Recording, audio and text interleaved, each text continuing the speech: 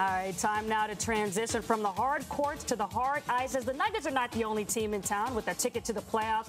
So too are the Colorado Avalanche, who are also packing their bags. And here to help us talk about their road to the postseason, none other than Avs star veteran defenseman Adam Foote, who is helping lead this team to a 43-30-8 record and an 8 seed into the playoffs. Welcome Thanks to the audience.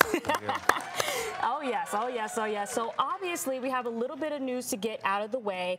Interesting situation with Matthew Shane, who played 5:18 in the first period last night, but had to go to the hospital. But reports saying today that he is okay after having an open hit against the Edmonton Oilers from Zach Storini. So, what do you know about that, and what can you tell Avs fans? Well, I know he's going to be okay. I think they sent him to the hospital for precautionary reasons. Right. And, you know, it's a torso injury, upper body, and you know, the bad news is he'll miss probably tomorrow, but the good news is he has got a good chance to play next week in the playoffs. Now, before we came on the air, you were telling me, and you were marveling, in fact, at how tough he is. He has not missed a regular season game thus far, which, of course, would extrapolate. He's not missed a game in his career, in his young NHL career.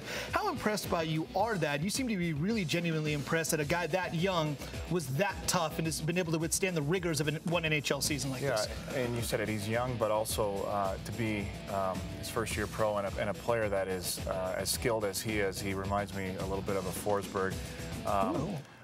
Maybe not as edgy and you know, mixing it up as much, but he doesn't, you know, he's not shy to get in traffic and get in the tough areas to score goals, and it's been fun to watch him this year.